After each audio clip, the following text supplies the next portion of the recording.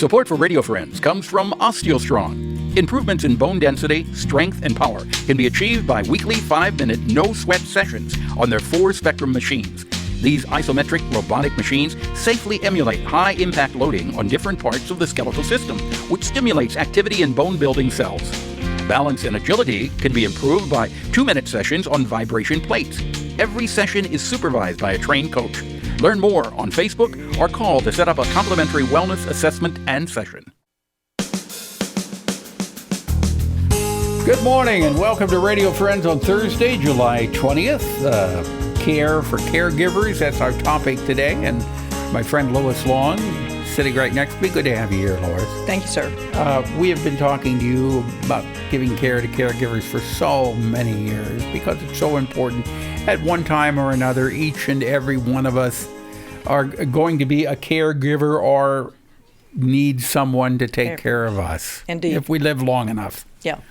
So what have you got for us today? Well, I want to talk about how all of us need throughout our life art, music, and things that help us remember. And of course, that relates to persons with dementia and Alzheimer's and conditions where memories may be triggered by something. So today I want to start with a poem, and it's really about my experience in a one-room school. Mm-hmm. And the picture I brought is one that was drawn by my teacher when I was in first and second grade in a one-room school. And this school was just over the hill from my house. So I walked to school on the farm to the school. You know, I missed, as we were talking, I missed going to a one-room school by 1 year. We had a one-room schoolhouse about a mile and a half from our house. The year that I started in the first grade, a 4-room school opened up. So I can't say that I went to a one-room school. Well, here's the poem, and it's entitled Steps. How high they seemed when at 6 years old, my short legs climbed the steps to enter that one-room school. Eager to go inside with other students, where learning to read would open new worlds to me. Questions followed during my growing years: what path to take to find my life work, and what relationships to guide me. By 36, life was more complex. Family, work, and community absorbed my attention. Then at 56, retirement from purposeful work allowed time for grandchildren and myself. Now, at 76, I look back at the years since that day. As a 6-year-old, I climbed the steps to a one-room schoolhouse. And there we're looking at that picture of that one-room schoolhouse. Right. That was drawn by your teacher, right? Yes, and my teacher was an artist, played the piano. We sang every day. She included art.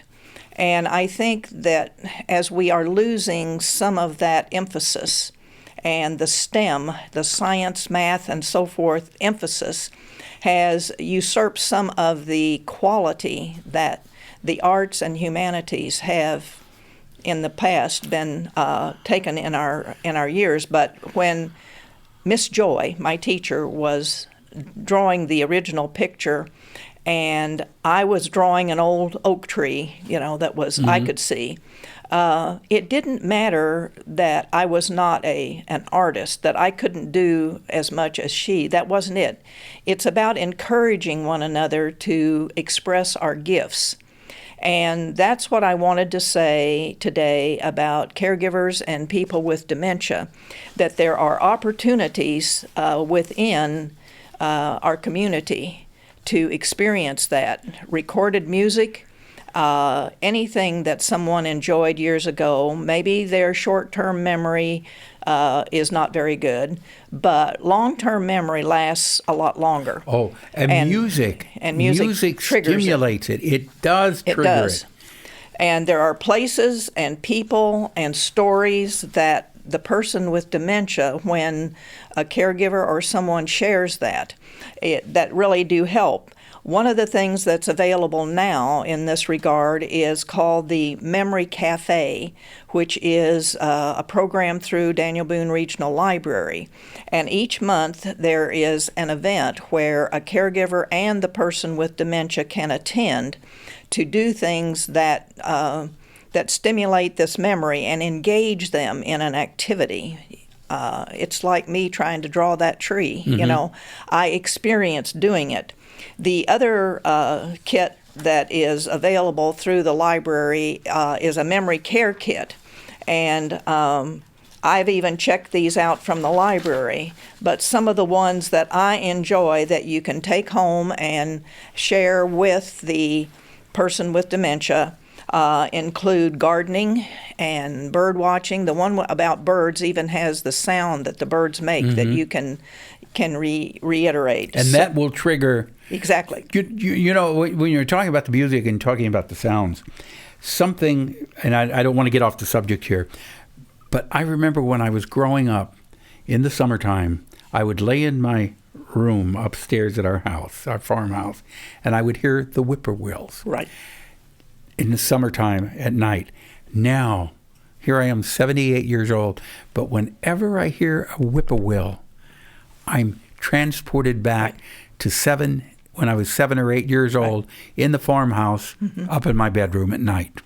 So I'm hoping that people will call the library, Fulton, Columbia, wherever you are, because they move these these events around, or check out the kit that you can check out from the library and use it individually, because I think it will help caregivers have a way to interact with the person without just waiting for what they want next.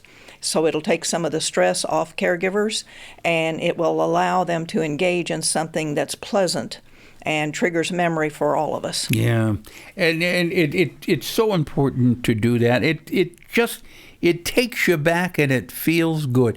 Whether you have memory loss or not, right. Take a little bit of time and just reminisce. Yeah, put some old music on that you hadn't heard for a long time, and you step back to those childhood days. Exactly. Yeah. Well, thank you, Paul, for offering this opportunity to share what is helpful.